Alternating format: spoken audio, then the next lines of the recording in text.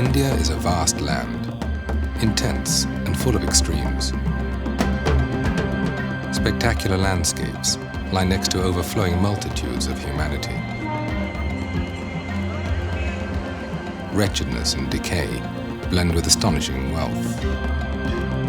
Side by side, one finds overwhelming noise and deep serenity, cruelty and kindness, dark ignorance and the highest wisdom. India is a land of paradox. Where else can one witness the sight of a prisoner weeping like a child in the arms of his jailer? But this is not just another Indian paradox. This is an entirely different story.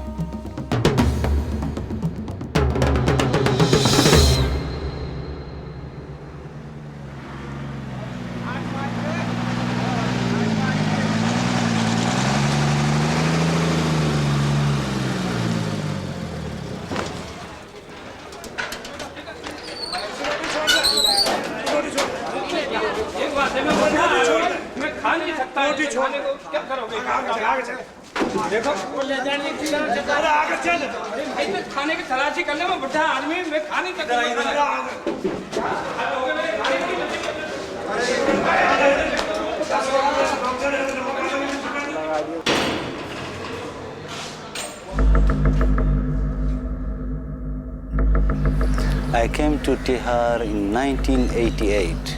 I get caught in the airport, Indira Gandhi International Airport, sorry, with 4 kilos of heroin.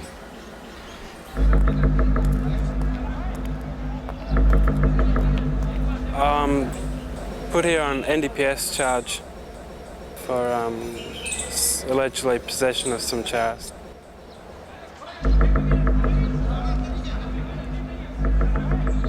Triple murder case Ahmedabad में हुआ था 1983 में।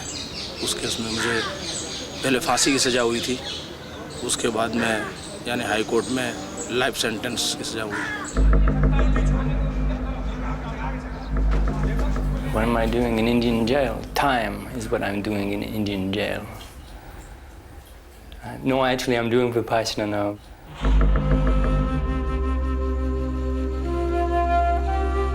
We are all prisoners, undergoing a life sentence, imprisoned by our own minds.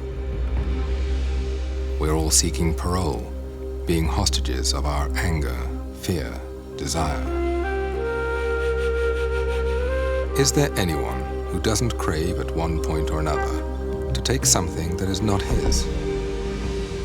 Is there anyone who doesn't wish, at least once, to hurt the one who hurts him? It is a thin line that separates us from these people who stare at us from inside this cage. The same things that do not go beyond the threshold of our thoughts have crossed, in their case, the threshold of action. But still, we are alike. Inside our heads, we're all potential criminals.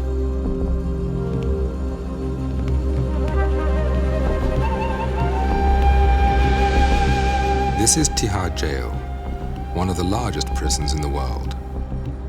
10,000 people are imprisoned here. 9,000 of them are still awaiting their trials. The wheel of justice rolls slowly and heavily in India, like an overloaded truck. A pickpocket may find himself waiting for 6 years in order to receive a 1-year sentence. It could take another 2 weeks. It could take another 2 years, 3 years, 4 years. They take their time.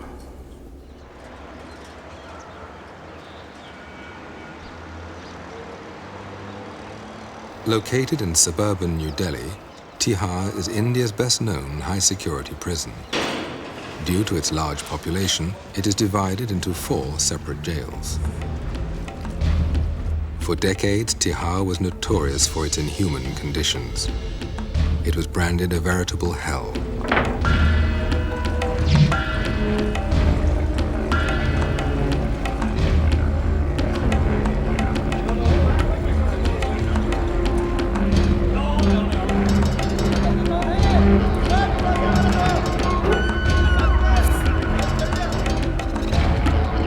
Violence, corruption, and drug use are common problems in almost any prison.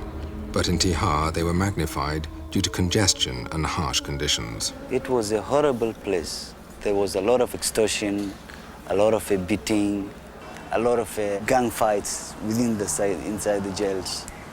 There was a lot of problems, many problems. The combination of 1,000 convicts, along with thousands still awaiting their trials, had created a hierarchy of power and an explosive atmosphere. There are massive more under-trials than there are convicts. But the few can control the many. Take from the under-trials.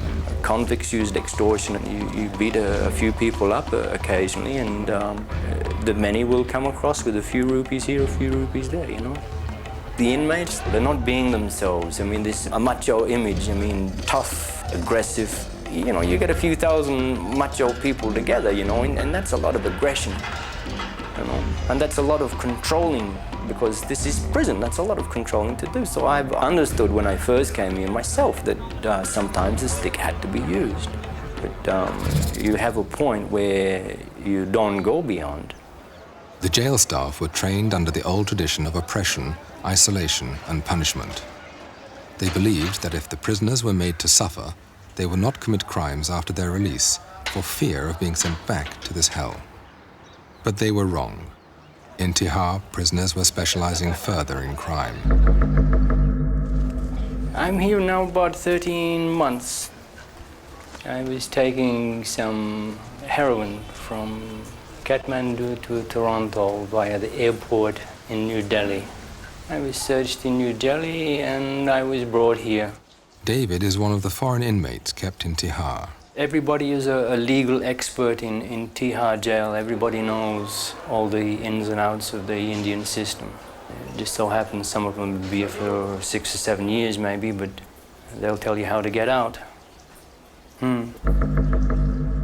With this record, Tihar was hardly the place to expect a breakthrough in prison reform.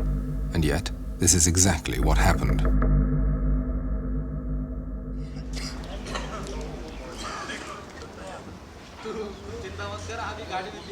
In May 1993, a new Inspector General of Prisons was posted.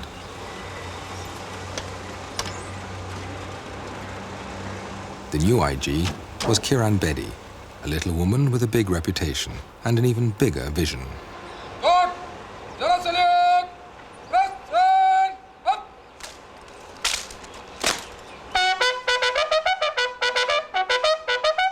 As India's first woman police officer, Bedi has always attracted controversy, using unconventional methods to achieve high goals. Thank you. You can disperse. To me, she's a magnificent woman. She's got integrity, she's got very high morals, and she certainly has ambition. She's been everything from a tennis star to a notorious policewoman who used to tow away dignitaries' cars from towaway areas. That's where they called her Crane Betty. I vividly remember the day when she was to join. We have a meeting for 1.5 hours. And that meeting, she only made us clear there is a very thin thread between us as officers and those inside. We have also made blunders in our life. But thank God we are not inside. Unfortunately, they are. Right from the start, Betty told her staff that she intended to turn Tihar prison into a place for personal development, an ashram. I started to share with them my vision of a prison. I held my meetings, first of all, told them that you're going to work as a team, work as a family. Asking them, are they aware of what their whole job priority is? What are they meant for? Are they here as watchmen or are they here for a larger job? Ever since she took office, she did a lot of a transformation. She's a person who solves problems.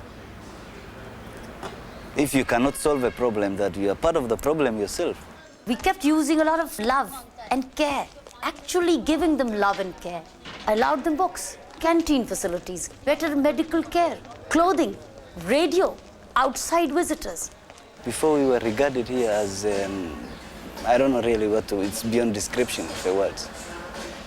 She showed us that we are human beings. And therefore, we deserve to be treated as human beings. I've talked to them, I've shared with them, I've read with them, I've laughed with them, I've sung with them, I've even danced with them. Is to make them feel as normal as they should be feeling. Why? Because after all, when they're going out, they have to go into normal society. So how can I keep them bottled up here and expect them to be normal when they're going out? I must release them as normal human beings, or if possible, even better human beings. This is a general feeling that those who have done some crime, they should be punished. This is fine, they should be punished. But after punishment, what? They will not live in jail all through their life. They will come out in the society, and if they are not reformed, they will commit more crimes. The atmosphere in Tihar had improved, but Betty knew that all material solutions are always partial solutions. She was seeking a deeper change. Human mind needs its own food. Human mind needs positivity. Human mind needs some higher thinking. So this was all I knew, because that's what my mind needs. Many of them did not know the way to change. They are ready to change. They said, we want to change. But how? They have no skills to handle their problems. How do I give them skills to handle themselves? What do I do? I was absolutely like a fish out of water. Where do I go for a magic? Who will come to this prison to counsel? Who will provide the psychological food? I was just looking for an answer. And I got an answer. The answer came, unexpectedly, from inside the prison. One morning, Betty was doing her daily rounds. A young jail officer approached her and told her of an age-old teaching called Vipassana. I was walking the prison and one officer, Rajinder Kumar, came to me, said, "Madam, you're looking for an answer? I have the answer." And what is the answer? There is a technique which change all. I also do a work of Vipassana meditation, and it changed a lot in myself. I was a very angry man. I would be horrible as a person, but I went for Vipassana and I'm a different person. Madam, if you don't believe me, ask my family, ask my colleagues. If you introduce this course in jail, so it will help all the inmates. They will get rid of their sufferings. Then she immediately told me, "You give me address." So he gave me the address of Mr. Ram Singh. I wrote a letter to Mr. Ram Singh saying, "Could I have you visit my prison?" Exactly still not knowing what Vipassana stands for. What Kiran Bedi also did not know was that Vipassana meditation had previously been tried in Indian prisons.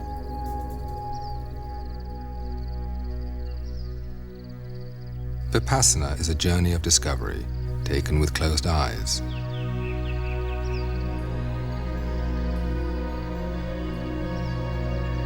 The goal is not simply to satisfy the traveler's curiosity, but to get transformed by the journey and start living a better life. Vipassana means to see things as they really are, in their true nature.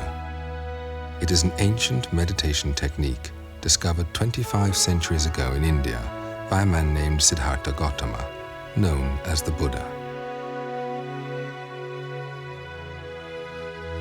The records from the Buddha's time tell remarkable stories of serial killers changed into saints and of cruel tyrants who became model rulers by practicing this technique.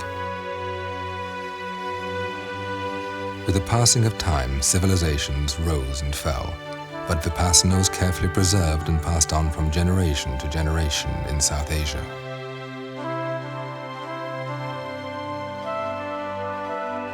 Today, it is taught by S.N. Goenka, an Indian who was born and grew up in Burma. Mr. Goenka learned Vipassana from his Burmese teacher, Sayaji Ubakin.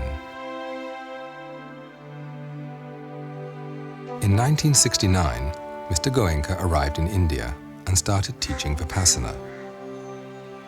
A few years later, he was given a challenge by the renowned Indian leader, Vinoba Bhave, to teach Vipassana to youngsters and to hardened criminals. I said, I am here to serve. If you can arrange, I will teach the hard criminals in the jail. I will teach the students. He arranged in the school, and it was very successful. But he could not arrange in the prison because the rules of prison, manual of prison is such that a teacher cannot go and stay there. One has to stay outside, and that was not acceptable to me. When a course is given, I must be there with my students. It could not materialize. But later on, the Rajasthan government was good enough to relax their rules, and first course was given there in the Jaipur jail. In 1975, in Jaipur, prisoners learned Vipassana for the first time. Mr. Goenka insisted again on some conditions, and the prison authorities were trying hard to meet his demands. Before the course started, some people were brought in chains and ankle chains. So he said, what is this? I said, they are very hardened criminals and very dangerous criminals, and we want that they should also take a course. But he said, why have you put the chains on them? Because they are dangerous. He said, no, I can't give Dhamma to the people while they are in chains. So they have to be removed. And the IG and the superintendent of jail, they didn't agree. Because the IG said that there is a great possibility that one of them or few of them will get up and strangle Mr. Goenka or you as Home Secretary, and they will get a big name. Because they are in any case dying, they will be hanged or they will have serious punishment. So we took little risk, and it was decided that they will put a guard close by, and if anybody got up menacingly towards us, he should be shot.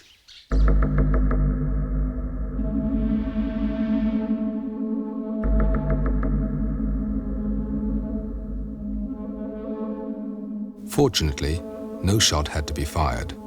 The Jaipur jail course concluded peacefully. Its success led to more courses in other prisons. One of them was Baroda jail.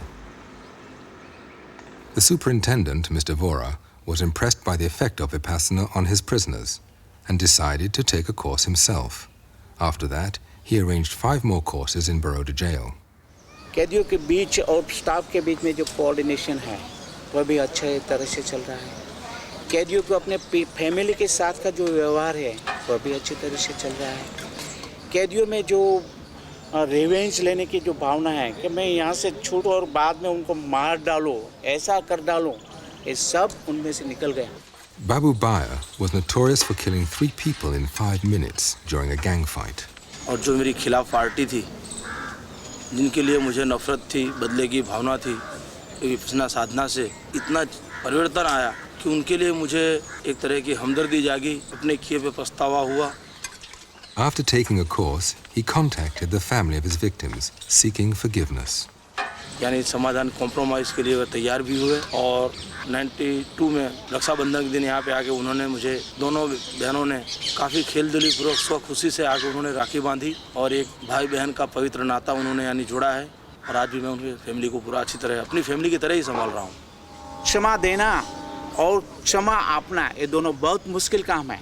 जिसका husband मार डाला है, जिसका भाई मार डाला है, उनके हाथ में, उनके मुंह में राखी बनना, उनके मुंह में कुछ स्वीट डालना, हिम्मत वाली बात.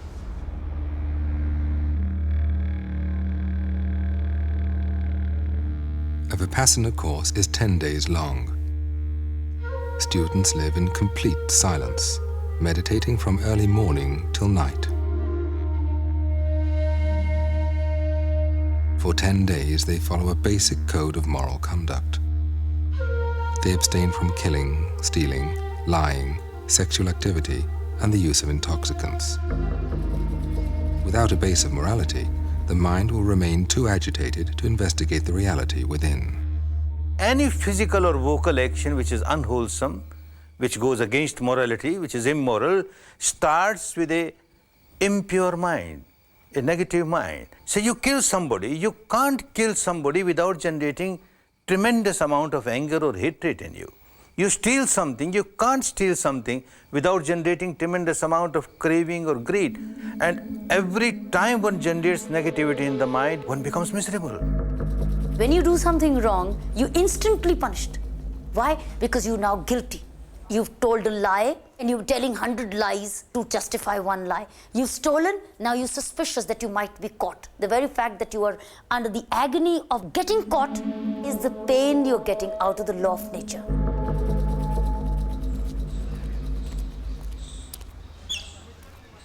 Back in Tihar, Kiran Bedi was preparing the ground for a Vipassana course. She said that if a course could be organized, I say, why not? We can do this. So there also the similar difficulties came. I said first condition is that some of the jail senior people should attend the course first, then only we'll agree. Unless the keepers of the prisoners change, prisoners will not change.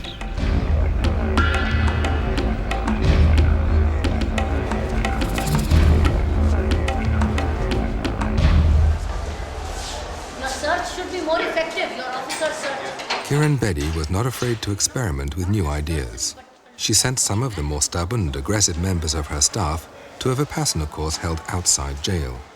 When these men returned, colleagues and inmates alike found them to be much more calm and positive. There was actually stories of a couple of officers, that were caught doing the wrong thing, like smuggling beedies in because they pay money for them, and when they're on such a small wage, this is good for them. And I think she was going to sack these people or, get rid of them. But she gave them a chance and said, if you want to keep on working, you have to do this and this and this. And you have to go and do one of those 10-day courses as well. Everything you do, you have to pay for, one way or another. My life is instant. I do something wrong and it's there, pow. My family still don't know exactly where I am.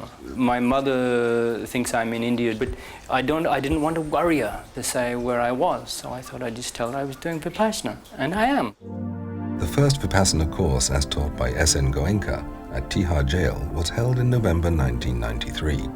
Over 100 prisoners and jail staff participated. She was not forcing people. Just go and see yourself. If you like it, well and good. If you don't like it, well and good. But just go, please, and see yourself. They were asking people interested in Vipassana or meditating. The school came around in one of the wards, and so I went.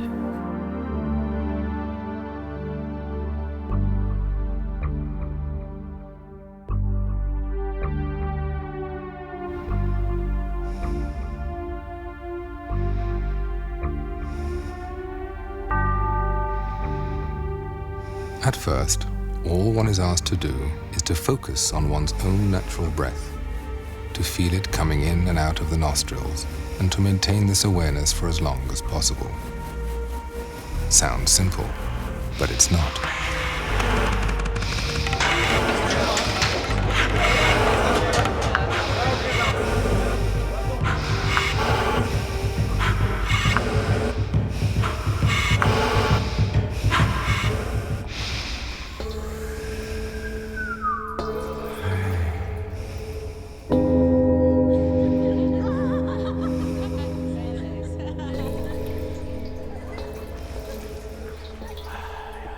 It's something which you can't avoid. You can concentrate for so long, and after a while you don't realise it, but your mind wanders. And it's after a while you say, hey, you're supposed to be back here, concentrating, and so you come back to it. Then you find yourself, you're off wandering again, thinking about something which you're doing back home, and then, hang on, you're supposed to be back on the meditation. When one sits down to be still, an endless stream of thoughts wells up in the mind. Memories, hopes, fears start flooding in.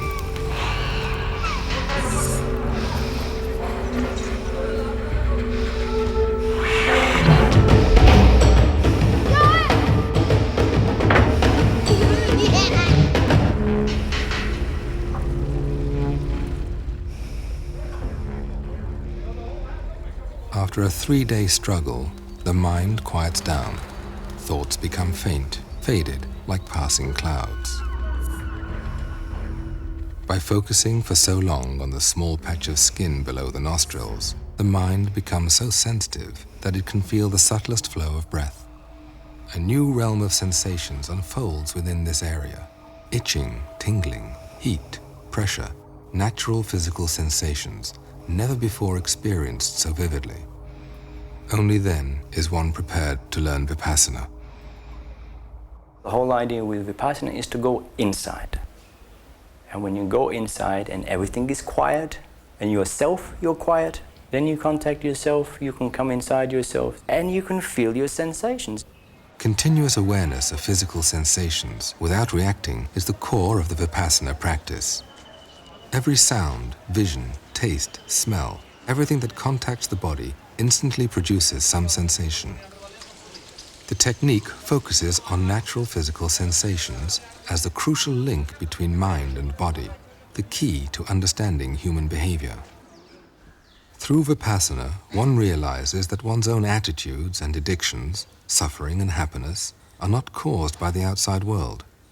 It is the reactions to pleasant or unpleasant sensations the world evokes within the body that dictate one's actions and conditions the mind.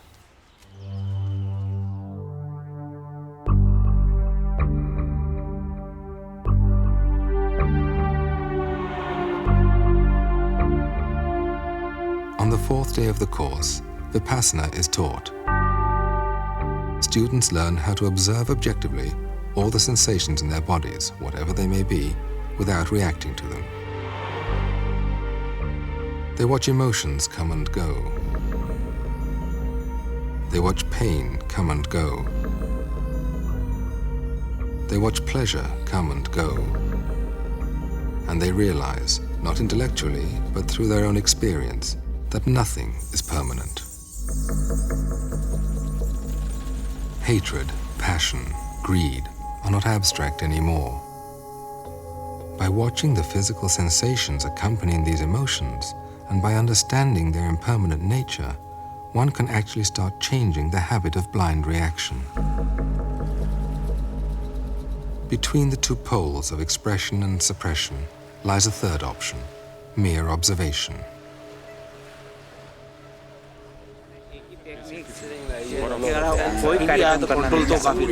After the first course, I was like so overwhelmed with everything. I see things as the way it is, the reality. You do get a lot of answers out of it. It's you who can make yourself into the right path, and it's you who can lead to a misery. There's a happiness in there, you know?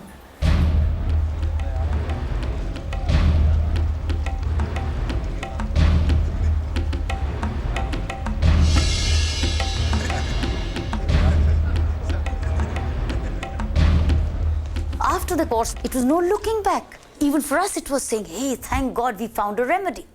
We found an alternative. We found a way to take them to. Then there was no looking back. The first Vipassana course in Tihar jail was followed by 5 more, and Kiran Bedi was once again thinking ahead. We became greedier. We were impatient. Why only 50, 60 when I have 10,000 people with me? So why can't we reach at least a large percentage of a massive course rather than going into small trickles to have a massive impact? They said, would you be able to arrange a course of over 1,000? I said, yes, immediately. Are you sure? I said, yes. It was one of the most ambitious projects in the history of Indian prisons. It was also the largest Vipassana course conducted in modern times. In just a few weeks, a special area was prepared inside the prison. Accommodating in one place 1,000 inmates as well as Mr. Goenka and his assistants was a tremendous undertaking.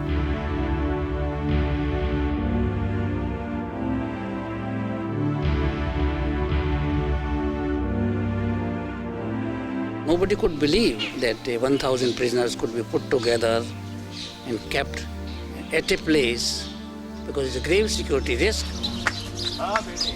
मेरे से विपासना पूछ रहे थे, मैंने कहा मैं कौन हूँ बताने को। विपश्यना विद्या जो कि आप यहाँ शुरू कर रहे हैं एक एक्सपेरिमेंट, इससे आप को क्या लगता है कि यहाँ क्या बदलाव आ सकेगा? ये एक्सपेरिमेंट नहीं कर रहे हैं, एक्सपेरिमेंट तो हो चुके, यहाँ भी अच्छे उसके परिणाम आए हैं। परिणाम आते हैं तो लोग बैठेंगे नहीं, क्यों बैठेंगे?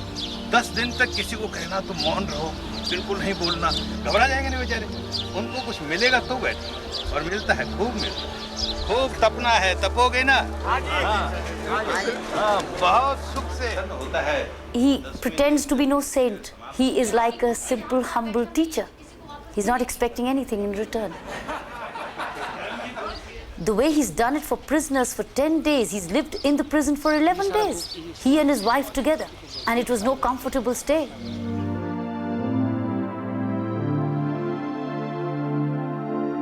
"1,000 prisoners gathered in the huge tent on the evening of April 4th. They reflected the wide range of human experience: Hindus, Muslims, Christians, Sikhs, from different nations and social backgrounds.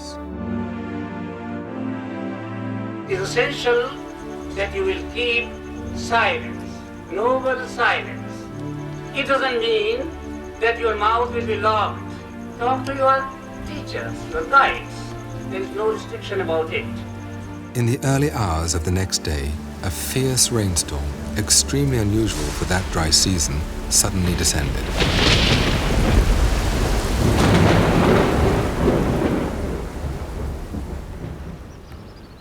The tent collapsed. All the rugs and meditation cushions were completely soaked. An emergency meeting was called at 3:30 a.m. to consider cancelling the course. Instead, measures were quickly put into action, allowing it to continue.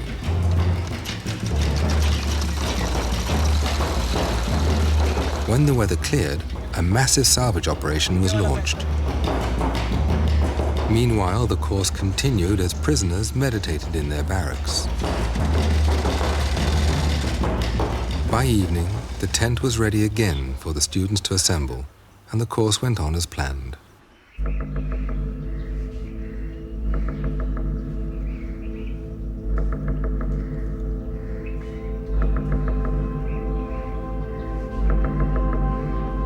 Nine days later, it was apparent that something unique had been accomplished. It actually changed people. It made my prisoners weep. It made them cry. They had realized what life actually could be. They had looked within, and within themselves they had seen the feeling of revenge. They had seen anger. They saw the disrespect and hurt they had caused to parents and society, and they wept, and they wanted to be different. I felt guilty that I did a wrong thing. I have done a wrong thing. And what I have done, it's something which I can come out of it and correct it. That realization was the greatest magic. That's exactly what I was looking for. How do I realize them, make them realize they've actually hurt society? They're just all the time saying, we're innocent, we're innocent. We never hurt society, society hurt us. How do I convince them that you did hurt society at some stage of your life? Therefore, the law of nature has had its course, you're getting it today. So they learned it in Vipassana. I didn't have to say anything. They went up on the mic and said, we hurt society, but we seek forgiveness. That was the greatest magic. When the course ended, 1,200 participants and international guests witnessed the inauguration of the first Vipassana center to be established in a prison. Within 3 weeks, it began to offer Vipassana courses twice a month.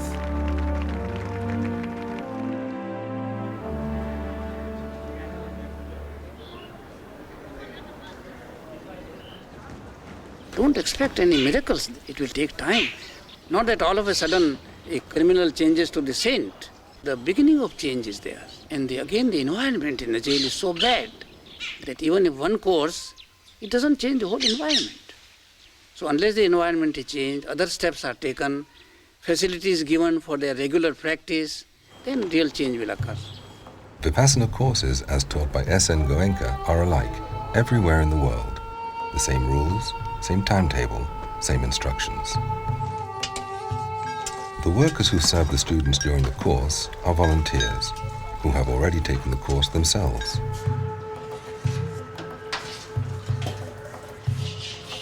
A teacher trained and appointed by Mr. Goenka stays within the course site for 10 days and conducts the course voluntarily.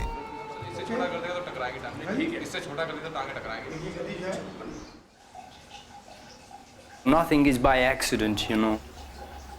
I come, I'm caught, I'm here, all for a reason. I don't have to be caught going to Canada. I could have gone to Canada and then gone back and my life this. It's all for a reason. After taking a few Vipassana courses, David asked to be transferred to the Vipassana ward and work there as a volunteer. When I first came, I thought, why is Vipassana here? Of course, when I say that, it answers itself, because this is where it's needed most. This is history in the making, you know. This is the first chance where Vipassana, where this is being used in a prison system to possibly reform people. And if this does show results, then this could reform the whole prison system and the entire planet. And it happens here. If I scratch his belly, he should attack me. There you go. You're a cat? See, all I can really do is to try to set an example for other people. In doing this, then maybe they will try a little bit harder for themselves. David, the one-day course is on this date, no? We have 4 one-day courses. Yeah. Your 26th morning is jail 4. Yes. And 27th morning, I'm bringing jail 1, 2, and 3 together. So tell him we would need him at both the 9 o'clocks. Please tell the teacher. I cannot do anything Vipassana-wise for anybody. They have to do it themselves. The bottom line is you can't help somebody unless they want to be helped. And the Vipassana, if you can get through to them, is for themselves to get inside themselves to help. Twice a month, prisoners from different sections of Tihar arrive at the Vipassana ward to take a course. Some of them have done this a number of times. Each time they follow the same program. What differs is the personal experience. I call them bhikkhus when they come here, which is the monk, because this is in effect what they are. For 10 days they become a monk. A lot of people are under the impression this 10 days they come over here is so easy. It's not. You have to work. There's no sort of lazy way out of it. And actually going on the course sort of forces you to work. It's like being thrown into a swimming pool. You know, you have to swim then. It's not a matter of saying, yeah, I will learn to swim, I will learn to swim. It's when they throw you in the pool, that's when you have to swim. So when you go to this course, you have to do the 10 days. Next to the silent bubble of the course, on the other side of the wall, prison life flows along.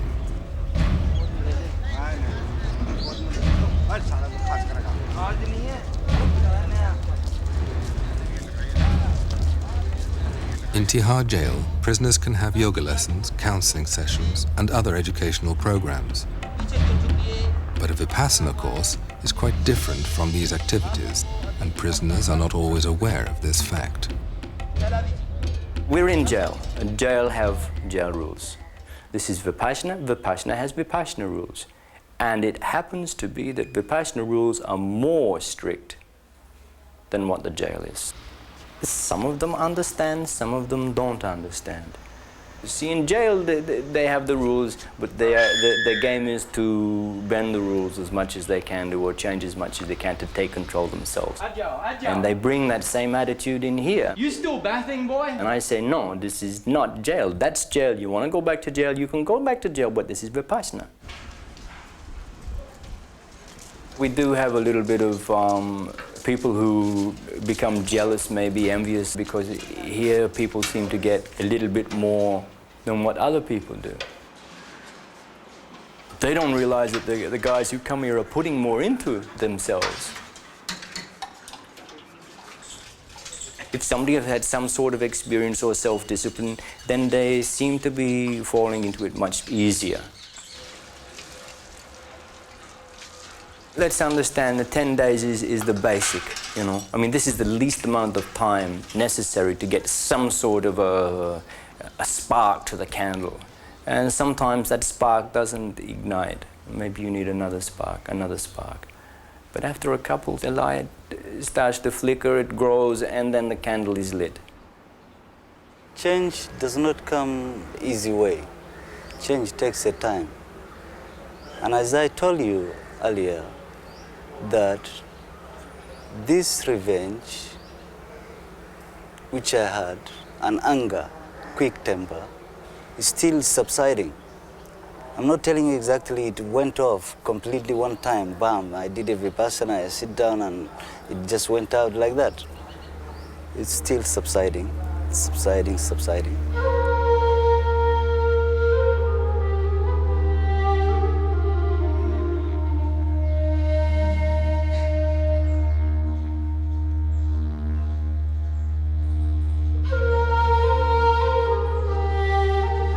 Why did it happen that I'm here? What happened to me, it's what I've done to myself. And that's why I'm here.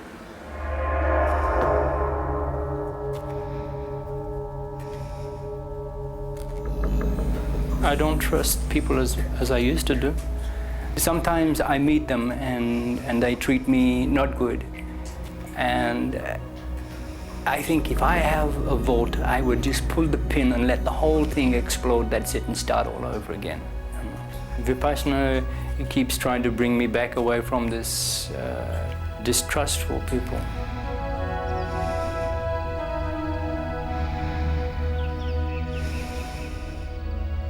I'm here now doing Vipassana, and it's your way of life. The way you talk to people, the way you think, the way you act, the way you do things for people or don't do things for people.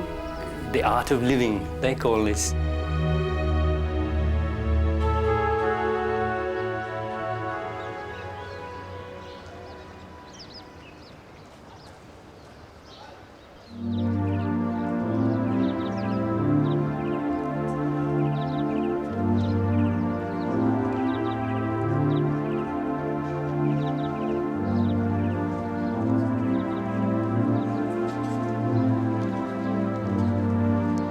On the morning of the 10th day, silence ends.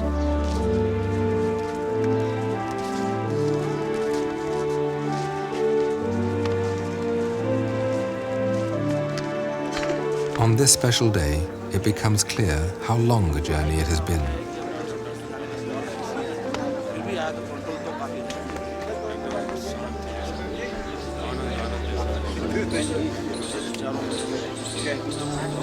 Students make the transition back to a more extroverted way of life.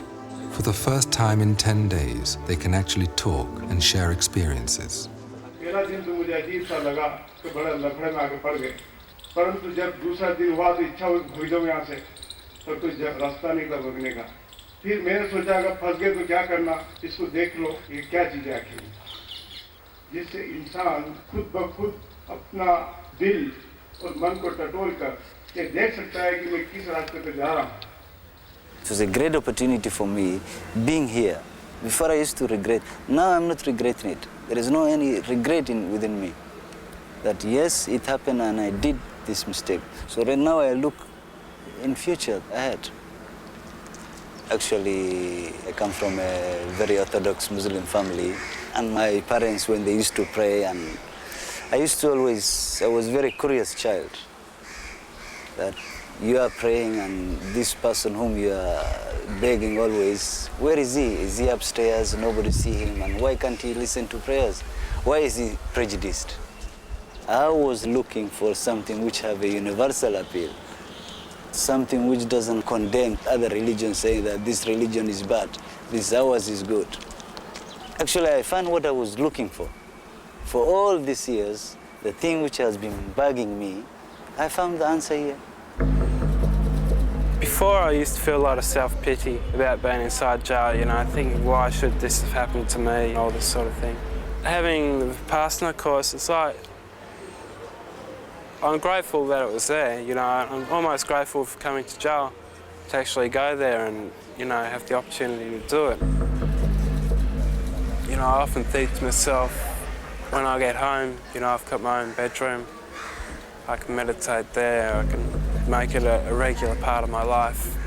But, old habits die hard, and it's very easy just to fall back into the old pattern of lifestyle.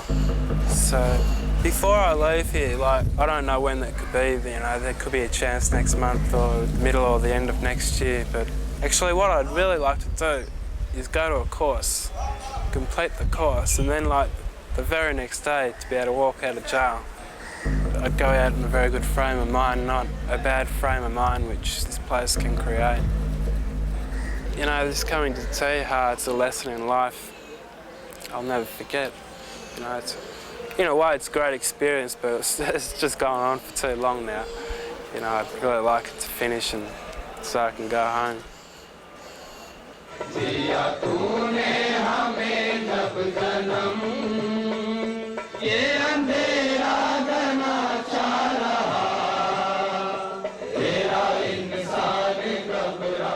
It sure has come a long way. Earlier prisons were not being opened for this course. Some were not. But now the government of India sent out a circular to all the prisons in India to encourage Vipassana courses.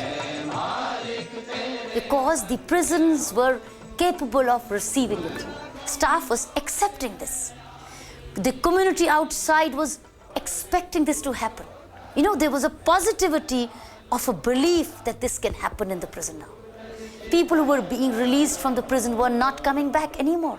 Outside, people had started to see the change in their thinking and behavior. So there's been no looking back.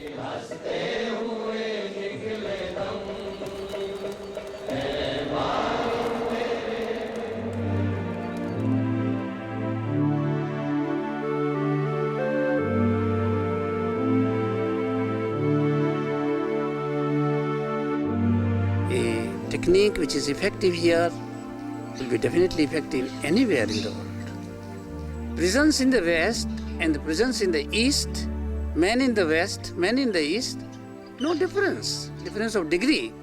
But totality, we are the same people all over the world. The traditions are different, culture is different, but man is not different. His attitude is not different. Governments are not different. It looks that government in India may be harsh and the prison conditions are very bad.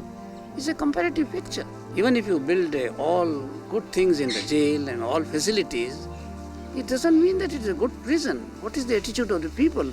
That is very important. When a Vipassana course ends in Baroda jail, a special event takes place. In the presence of social workers and guests supporting the Vipassana program, the superintendent, a Vipassana student himself, greets the inmates coming out of the meditation hall.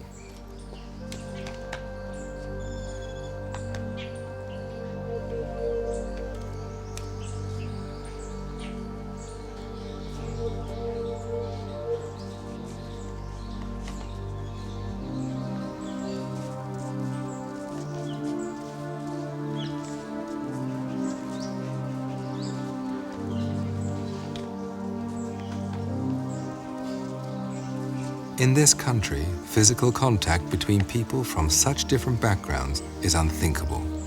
But on this day, barriers are broken.